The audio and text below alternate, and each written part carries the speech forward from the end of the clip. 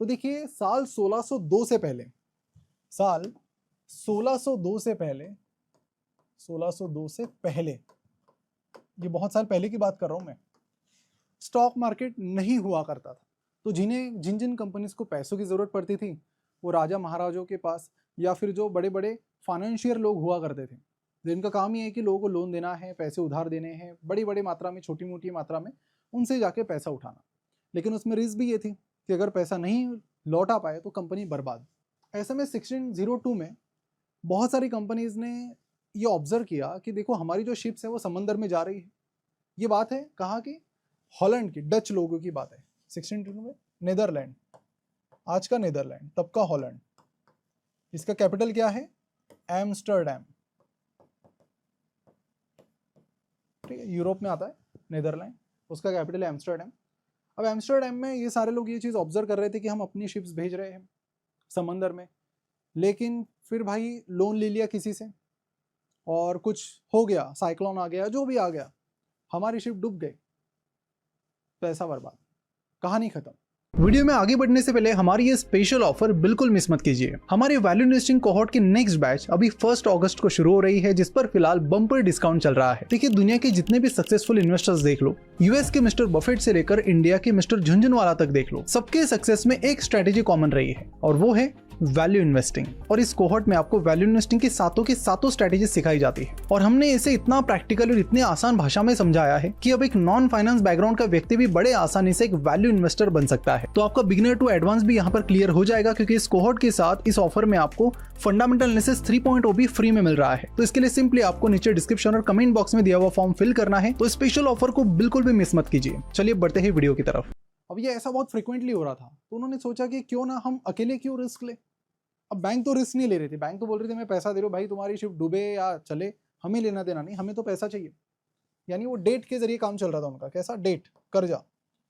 तो इन्होंने एक तरीका खोज निकाला कि क्यों ना हम एम्स्टर्डम के लोगों से पैसा उठाएं, लोगों से पैसा उठाएं, उनको कंपनी में भागीदारी दे कि देखो भाई हम कंपनी में आपको इक्विटी देंगे, भागीदारी देंगे, अगर हम जीत गए, हमारी शिप अच्छे से चली, हमारा बिजनेस बढ़ा, तो मैं तो पैसा कमाऊंगा ही, तुम लोग भी पैसा कमाओगे। लेकिन अगर ऐसा नहीं हुआ तो सब लोगों का पैसा डूबेगा। तो बहुत सारे लोग जिनके पास बड़ा पैसा नहीं था बिजनेस शुरू करने के लिए, उन्होंने क्या सोचा कि यार हमारे पास उतना पैसा है नहीं कि हम बड़ा बिजनेस करें, लेकिन किसी बिजनेस में भागीदार तो बन सकते, छोटी मात्रा में सही। आइडिया बड़ा हिट हुआ, बहुत सारे लोग वहाँ पर, फिर डच ईस्ट इंडिया कंपनी ने ये शुरू किया plan, followed by multiple other companies. उन्होंने फिर इस तरह से लोगों से पैसा उठाना शुरू किया और वहाँ पर सक्सेस स्टोरीज क्रिएट होने लगी। कुछ कुछ शिप्स ऐसी थी जो डूबी नहीं कभी। Those companies worked really well, लोगों के लिए पैसे बन गए और तगड़े बन गए। अब फिर हुआ क्या कि देखिए वायरल इंपैक्ट हो गया।